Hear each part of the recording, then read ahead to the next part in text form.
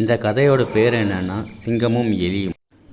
முன்னொரு காலத்தில் ஒரு காட்டில் ஒரு சிங்கம் வாழ்ந்து வந்தது. அந்த சிங்கத்துக்கு ஒரு பழக்கம் ஒன்று இருந்தது. அந்த சிங்கம் மலை உச்சியில் இருக்கிற இடத்திற்கு தினமும் சென்று சூரிய உதயம் பார்த்துவிட்டு அதன் பிறகு தன் குகைக்கு சென்று பிறகுதான் வேட்டையாட கிளம்பும். ஆஹா, இந்த சூரிய உதயம் பார்ப்பதற்கு மிகவும் அழகாக உள்ளது. எங்கள் சேனல் வீடியோஸை தொடர்ந்து நீங்கள் பார்க்கணுன்னு நினச்சிங்கன்னா லைக் பண்ணிவிட்டு மறக்காமல் சப்ஸ்கிரைப் பண்ணிவிடுங்க.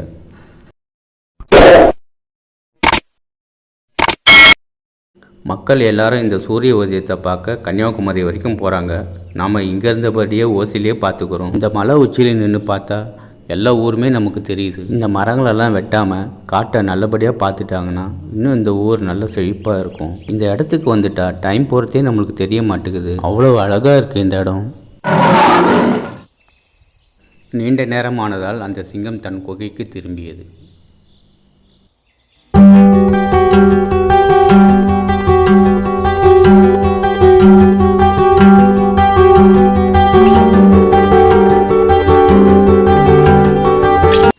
பசி வர ரொம்ப எடுக்குது. சீக்கிரம் வேட்டையாட கிளம்ப வேண்டியது தான். அப்பொழுது திடீரென்று ஒரு எலி சிங்கத்தை கடந்து போனது. ஏதோ ஒன்று ஓடியது போல இருக்கிறது, ஆனால் என்னவென்று தெரியவில்லை. அந்த சிங்கம் அங்கு ஏதாவது இருக்கிறதா என்று பார்த்தது. பிறகு வேட்டையாட கிளம்பிவிட்டது.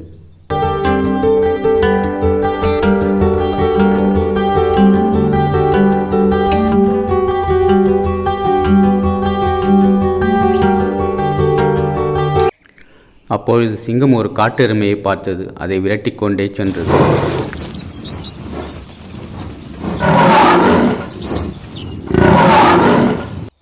ஓடாத நில்லு, உன்னை கொல்லாமல் விட மாட்டேன், எனக்கு ரொம்ப பசிக்குது.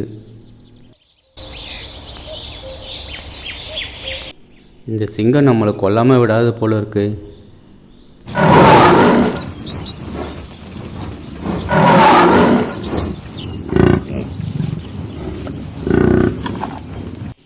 அந்த சிங்கம் அந்த காட்டெருமையை நீண்ட தூரம் விரட்டி கொண்டே சென்றது. அதற்கு பின் அந்த சிங்கம் காட்டெருமையை கொன்று தன் பசியை தீர்த்து கொண்டிருந்தது.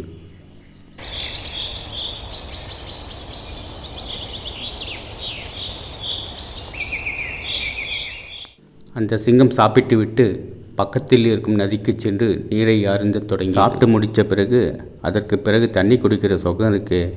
அடாடா, எவ்வளோ சுகமாக இருக்குது. வயிறு முழுக்க சாப்பிட்டு விட்டு கொஞ்ச நேரம் தூங்குவோம் என்று ஒரு மரத்தடியில் படுத்தது அந்த சிங்கம். அப்பொழுது அந்த வழியாக வந்த எலி ஒன்று சிங்கத்தை பார்த்தது.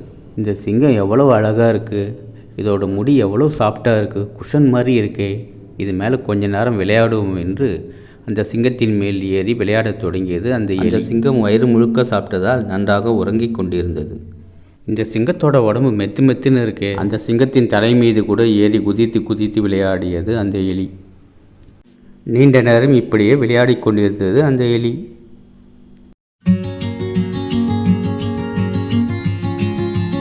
என் தூக்கத்தை யார் கலைத்தது என்று கோபத்துடன் எழுந்தது அந்த சிங்கம். அப்பொழுது பயத்துடன் நடுங்கிக் கொண்டிருந்தது அந்த எலி. உன்னை நான் என்ன பண்ணுறேன் பார், உன்னை கொல்ல போகிறேன்னா. சிங்கராஜா, என்னை விட்டுருங்க. உங்களோட குகைக்கு பக்கத்தில் தான் நான் இருக்கேன். உங்களை எனக்கு ரொம்பவே பிடிக்கும். உங்கள் கூட நெருங்கி பழகணும்னு நினைப்பேன் நான். ஆனால் உங்களை பார்த்தோன்னே நான் பயத்தோடு போயிடுவேன். உன்னை நான் எப்படி நம்புறது? நீ சொல்கிறதெல்லாம் உண்மைதானா? என்னை மன்னிச்சு விட்டுருங்க. என்னோட வாழ்நாள் உள்ளவரை இந்த நன்றியை நான் மறக்க மாட்டேன். என்னை நிச்சயம் நம்புங்க என்று கூறியது அந்த எலி. சிங்கமும் அதற்கு பின் மனம் மாறியது. அந்த எலியை விட்டு விட்டது. இந்த இடம் நமக்கு சரி வரல, வேறு இடத்துல போய் நம்ம படுக்கலாம். அந்த இடத்தை விட்டு புறப்பட்டு சென்றது சிங்கம். அந்த காட்டிற்கு பக்கத்தில் ஒரு குகை மனிதன் ஒருவன் வாழ்ந்து வந்தான். அவனுக்கு காட்டில் உள்ள மிருகங்களை வேட்டையாடுவது வழக்கம். அந்த குகை மனிதன் இருக்கும் இடத்திற்கும் பக்கத்தில் உள்ள காட்டிற்கும் நீண்ட தூரம் இருந்தது. அவன் வேட்டையாடச் செல்வதற்கு ஒரு வண்டியும் வைத்திருந்தான்.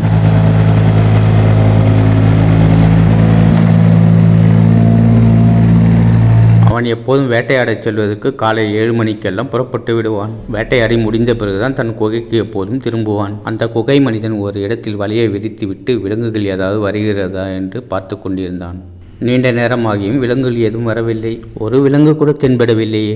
அந்த காடு முழுவதும் இருட்டவும் தொடங்கியது. அப்போது தன்னிடம் இருக்கும் ஒரு ஆயுதத்தை எடுத்து நெருப்பு பற்ற வைக்க தொடங்கினான். எரியத் தொடங்கியவன் சிறிது நேரம் இருந்து பார்ப்போம், விலங்கு ஏதாவது வருகிறதா என்று, இல்லையில் கிளம்பி விடுவோம் என்றும் இருந்தான். சிறிது நேரம் கழித்து நெருப்பு பற்றத் தொடங்கியது. அங்கிருக்கும் சுளிகளை எடுத்து வந்து நெருப்பை பற்ற வைத்தான் அந்த குகை மனிதன். அதற்கு பிறகு அந்த இடத்தில் விலங்கு ஏதாவது வருகிறதா என்று பார்த்து கொண்டிருந்தான். நீண்ட நேரம் ஆகியும் ஆனால் விலங்குகள் ஏதும் வரவில்லை. மன வருத்தத்துடனே இருந்தான். இனியும் இங்கு இருப்பதில் அர்த்தமில்லை, வலையை விரித்து விட்டோம், காலையில் வந்து பார்ப்போம் என்று அந்த இடத்தை விட்டு கிளம்பிவிட்டான்.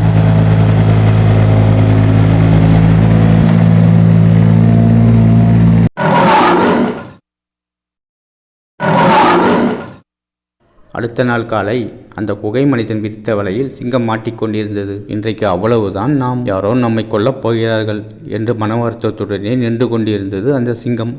அப்பொழுது அந்த வழியாக வந்த எலி சிங்கம் வலையில் மாட்டிக்கொண்டிருப்பதை பார்த்தது.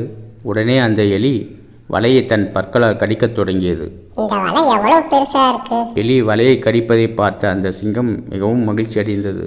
எலி வலையை முழுவதுமாக கடித்து சிங்கத்தை அந்த வலையிலிருந்து விடுவித்தது. எலியாரே, மிகவும் நன்றி உனக்கு என்றது அந்த சிங்கம். எலியாரே, இன்று முதல் நீ என் நண்பன், உன்னை வாழ்நாள் முழுவதும் நான் மறக்க மாட்டேன் என்றது அந்த சிங்கம். அன்று முதல் சிங்கமும் எலியும் உயிர் நண்பர்களானார்கள்.